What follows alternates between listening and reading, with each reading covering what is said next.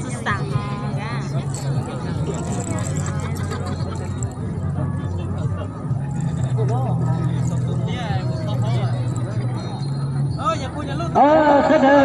Sẽ được chuẩn bị sẵn sàng đây. 1, 2, 3, bắt đầu. Đó. Luật chơi khó chịu sự nó sẽ tao sửa tay mua, sửa số phừ ha, sửa nhiều lúc chế mua là tao sửa tay mua lên. Sự giờ rồi lúc số phừ sẽ tao sửa tay cái đấy.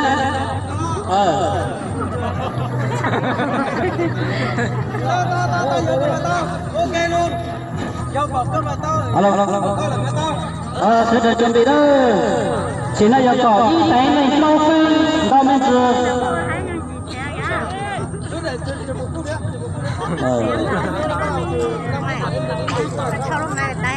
Không phút à? 20 phút. Không được lấy tay về, chỉ lấy vai thôi. Bên nào không được, xoay chuyển như thế nào không được. Chuẩn bị nhá. Nào. Bây giờ chuẩn bị nhá. Chỉ nói giờ khỏi thấy này xoay. Bắt đầu nhá. 1, 2, 3.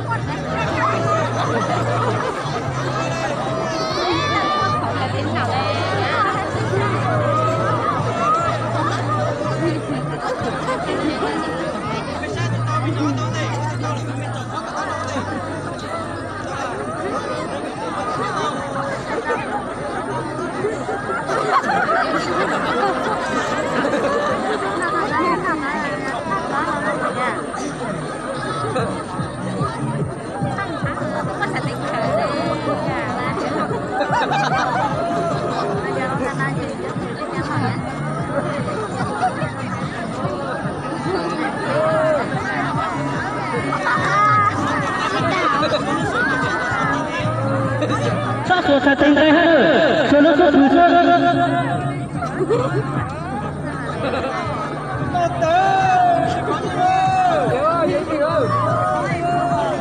Mới tujuan ta rồi.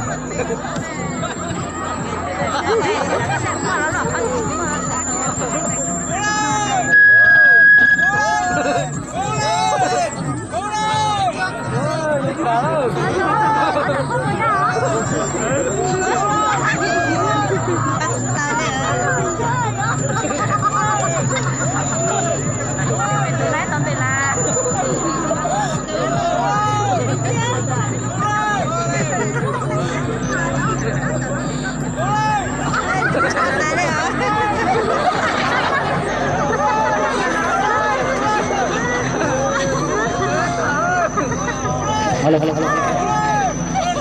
Chỉ rằng nữa,你好几飞色色的，chỉ rằng nữa. Lên trên nó ta nó mới sát thế.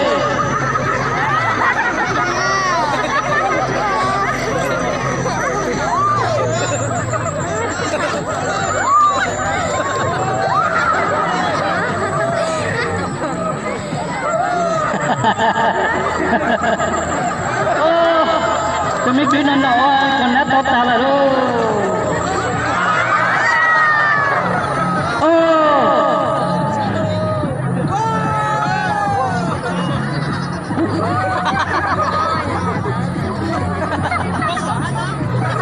đi rồi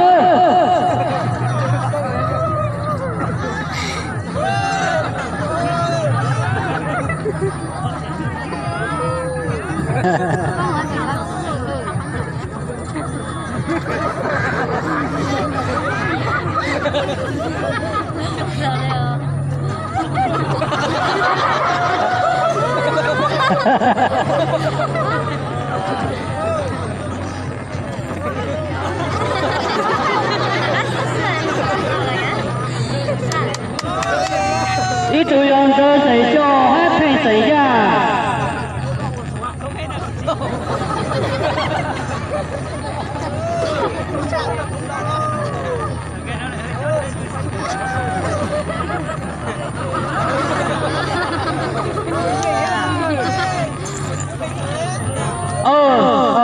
姐，打来喽！我背在这些到背住了。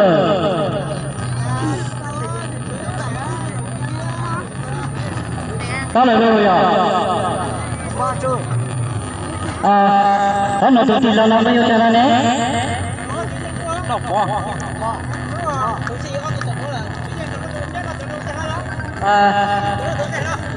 那就长的呀，也懂了没有？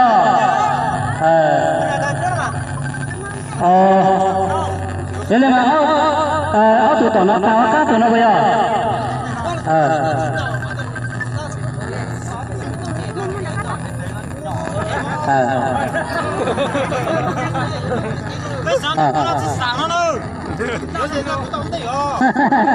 原来这马多少少万哦。